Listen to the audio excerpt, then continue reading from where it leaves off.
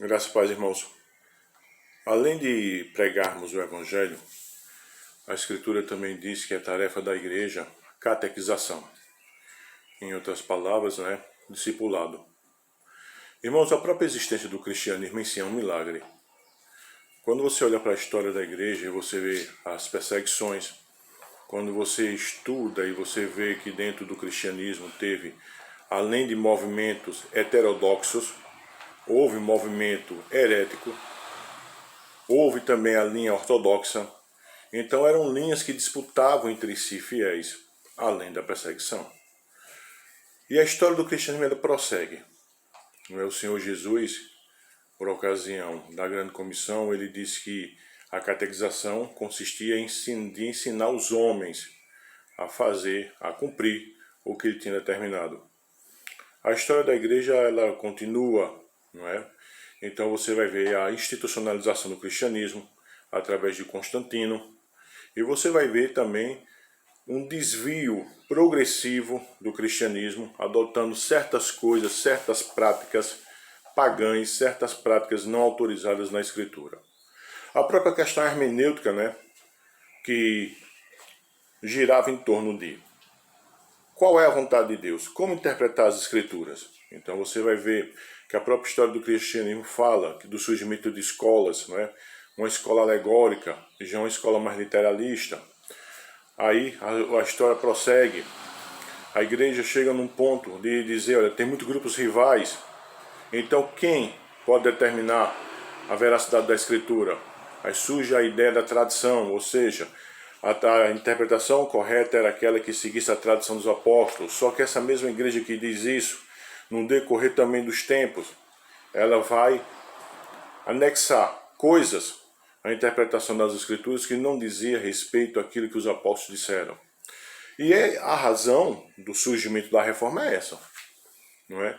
Quando, por ocasião do surgimento da reforma, a Europa estava passando por um movimento de renascimento, ou seja, estava-se havendo interesse pelo estudo das línguas, da cultura greco-romana e, por consequência, também o estudo do grego, o estudo do hebraico, e isso afeta diretamente a questão da escritura, do estudo da escritura.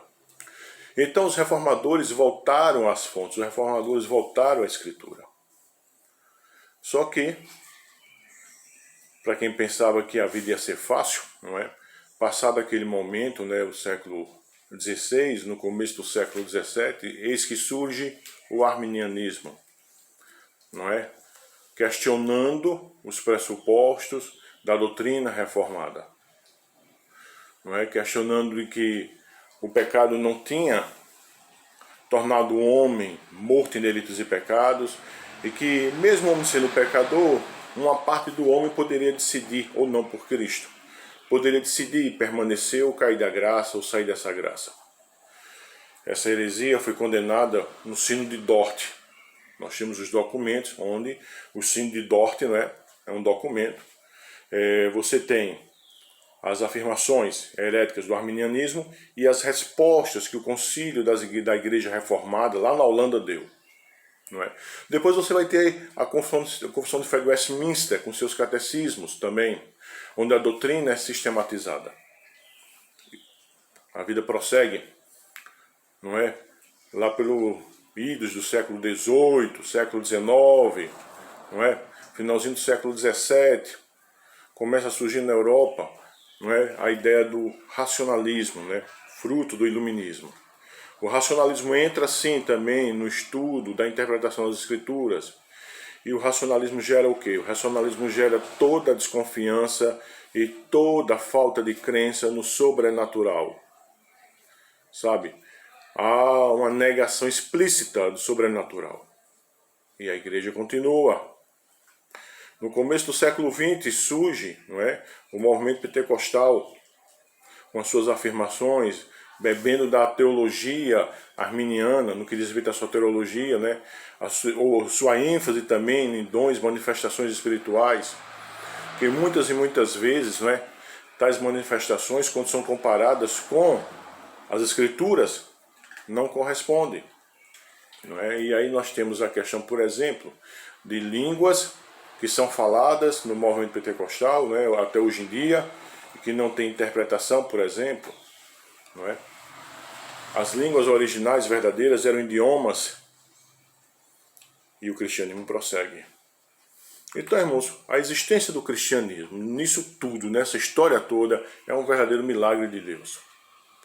Cabe a cada pessoa que professa ser cristã averiguar se o que ela tem crido é realmente cristianismo de verdade. Hoje em dia nós temos uma prateleira com vários livros, como essas que vocês têm atrás de mim, não é que vocês veem atrás de mim. Vários livros. O que é o cristianismo verdadeiro? O que é? É um livro? É outro? É essa apresentação? Essa apresentação? Hoje tem tipos de cristianismo ao gosto do freguês. Só que quando você vai para a Escritura, Paulo vai dizer, não é, lá em 1 Coríntios 15, verso 1 e 2, depois você lê, certo? Que se nós não retivermos a fé, tal como os apóstolos pregaram, nós não somos salvos. E isso aqui essa é a grande decepção, né? Muitos naquele dia vão dizer, Senhor, em teu nome nós não fizemos várias e várias coisas, apartai-vos de mim, vós que praticais a iniquidade. Então é necessário que você volte às fontes, volte às Escrituras. Que você também tenha uma noção de história da igreja, para poder você saber o que é que eu estou crendo.